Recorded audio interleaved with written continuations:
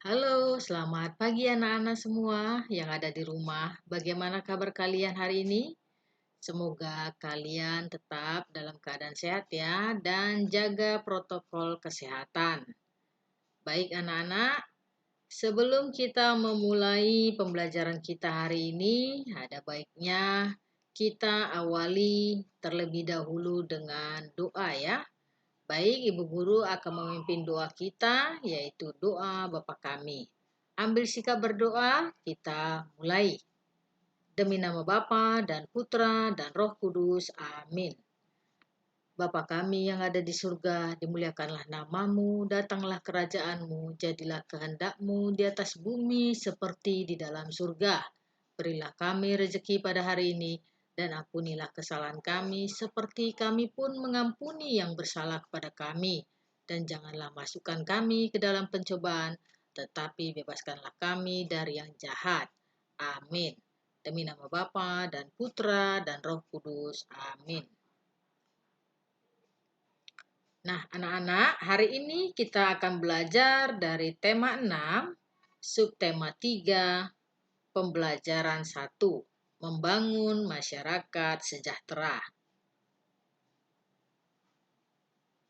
Adapun muatan pelajaran kita hari ini adalah ilmu pengetahuan sosial atau IPS. Anak-anak, kita lihat terlebih dahulu tujuan pembelajaran kita hari ini adalah siswa dapat memahami makna proklamasi kemerdekaan, upaya mempertahankan kemerdekaan, dan upaya mengembangkan kehidupan kebangsaan yang sejahtera. Nah, pada pertemuan kita sebelumnya, Ibu Guru sudah menjelaskan tentang makna proklamasi, bahwa proklamasi kemerdekaan adalah sebuah puncak perjuangan bangsa Indonesia.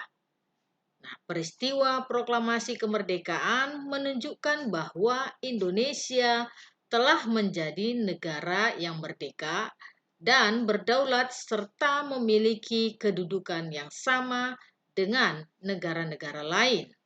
Sebagai bangsa yang mengalami penjajahan, bisa mendeklarasikan kemerdekaan merupakan sebuah titik balik yang bersejarah dalam perjalanan bangsa Indonesia sendiri. Oleh sebab itu, kita semestinya memaknai proklamasi kemerdekaan dengan sebaik-baiknya. Memaknai proklamasi kemerdekaan Indonesia dapat dilakukan dengan berbagai cara. Nah, beberapa caranya yaitu yang pertama sikap kreatif. Yang kedua, berpikir kritis. Yang ketiga, hidup mandiri. Yang keempat, berani menyampaikan kebenaran walaupun pahit. Yang kelima, memegang teguh prinsip-prinsip negara. Yang keenam, menjunjung tinggi asas-asas bernegara. Dan yang terakhir, berusaha mewujudkan tujuan bernegara sebagaimana yang ada dalam teks proklamasi Undang-Undang Dasar 1945 dan pada Pancasila.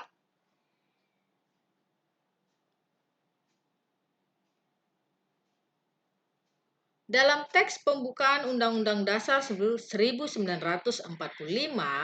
tertulis tujuan negara yang salah satunya memajukan kesejahteraan umum, di mana tujuan negara ini merupakan salah satu makna proklamasi kemerdekaan bangsa Indonesia.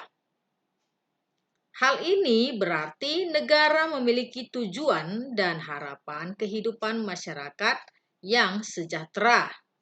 Negara selalu berupaya untuk mengembangkan kehidupan berbangsa yang mendorong untuk mencapai masyarakat sejahtera.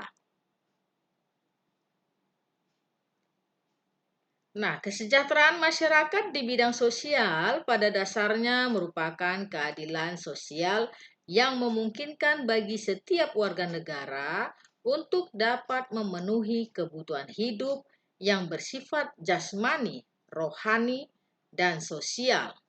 Sesuai dengan Undang-Undang Dasar 1945 pada pasal 33 ayat 1, ayat 2, ayat yang ketiga, dan ayat yang keempat, yaitu tentang hak untuk mendapatkan kesejahteraan sosial dan hak untuk mendapatkan jaminan keadilan sosial. Sama juga tercantum di dalam pasal 33, maksud Ibu, pasal 34 ayat 1, ayat yang kedua, dan ayat yang ketiga.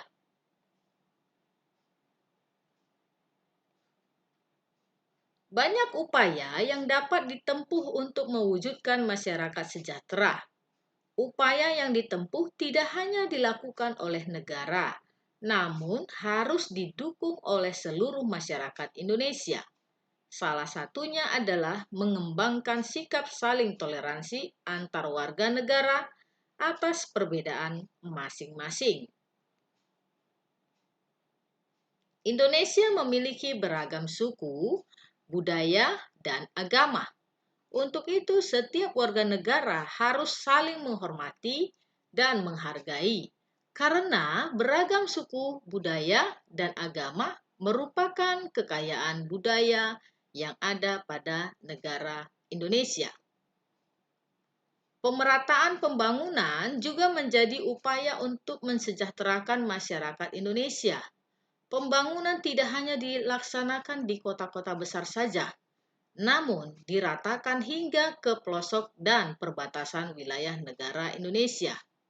Memperbanyak lapangan kerja dan memperbaiki fasilitas membuat masyarakat Indonesia lebih nyaman dan sejahtera karena pengangguran akan semakin berkurang dan masyarakat semakin mudah dalam mendapatkan fasilitas umum. Selain itu, masyarakat juga harus taat dan patuh membayar pajak, karena pajak digunakan untuk pembangunan dan kesejahteraan masyarakat. Jadi, membayar pajak adalah upaya untuk mensejahterakan masyarakat. Berikut ini beberapa upaya dalam mengembangkan kehidupan kebangsaan menuju masyarakat sejahtera, yaitu yang pertama, saling toleransi antar warga negara Indonesia atas perbedaan masing-masing. Yang kedua, saling menghormati antar individu walaupun bertentangan. Yang ketiga, meratakan pembangunan ke seluruh pelosok negeri.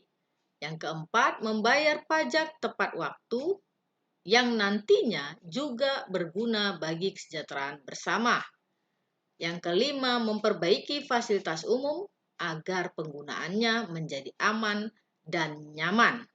Dan yang terakhir, memperbanyak lapangan pekerjaan untuk mengurangi pengangguran.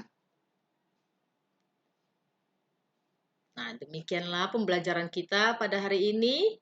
Semoga kalian dapat memahami pembelajaran yang sudah Ibu jelaskan.